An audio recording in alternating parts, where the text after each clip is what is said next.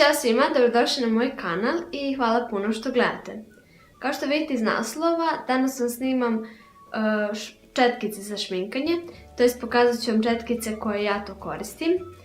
I ovu temu sam podelila u dva videa, prosto kako ne bi ovaj video predugo trajao, tako da možemo da krenemo sa četkicama. I prvo što tu imamo jeste ovaj Real Techniques blender. Vi možda koristite koji god imate kao sunđerčić. Međutim, meni se ovaj pokazao kao jako dobar. Znam da ovo nije četkica, ali zaista je jedna od neophodnih stvarčica koje prosto morate da imate ako ste profesionalni šminker ili ako sebe šminkate. I on služi da utapkate korektor ispod očiju, to je da ublendate, i također da ublendate tečni puder, čak možete raditi sa njima onaj baking, to je da stavljate puder u prahu ispod očiju.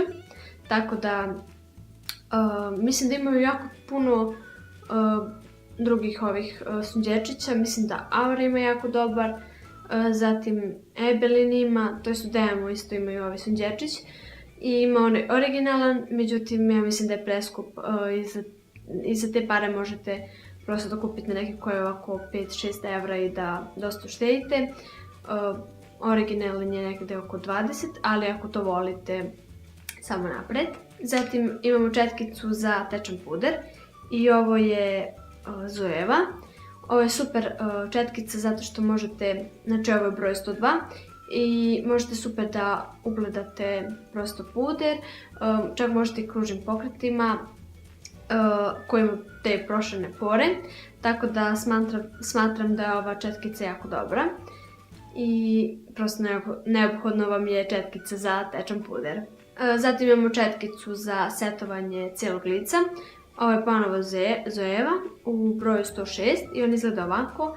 Znači ovo je pufnasta velika četkica, međutim ona je dosta manja od onih koje sam ja ranije vidjela i sa njom je super što mogu lepo da izgledam, to jest da setujem cijelo lice, da priđem svakom delu jer je malo manja, ali opet je dovoljno velika i pufnasta.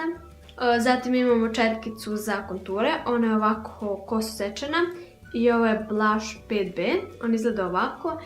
I super je, znači, za te neke konture. Ona je namijenjena za rumenilo, tako da sa njom možete čak i konture i rumenilo tu radite, tako da ako ne želite četkicu, to jest dve četkice, onda možda koristite samo nju. Međutim, ja imam još jednu oboje Zoeva baš za rumenilo, tako da ja nju koristim samo za to. I ona je također ovako koso sečena kao što možda vidite. Zatim imamo četkicu za setovanje ispod očiju i ona izgleda ovako. Ovo je ponovo Zoeva u broju 105 Lux Highlighter i mislim da je i ona također multifunkcionalna, što sa njom možete, znači, da setujete taj deo ispod očiju, na nos da ste naneli korektor, ne znam, na čelo, duž nosa, također na bradu, iznad gornje usne, znači da nanosite taj korektor, možete sa četkicom da ga setujete. I također ona je namijenjena, znači, za highlighter, tako da posle tog setovanja možete da nanosite highlighter ako ne želite ponovo dve četkice. Međutim, ja imam još jednu četkicu za highlighter i on izgleda ovako. Ja nju zovem Pen Brush, mislim da im je tako naziv. Ovo je Blush 30A i zaista je jako dobra četkica. I to je bilo to za ovaj video. Naravno, gledat ćete u sljedećem videu četkice za oči, obrve i usne. Tako da, ako želite da pogledate taj video, obavezno se subscribe-ite na moj kanal, lajkujte ovaj video i sljedeće srijede u 1 sat vas očekuje i taj video. Do sljedećeg puta, ćao!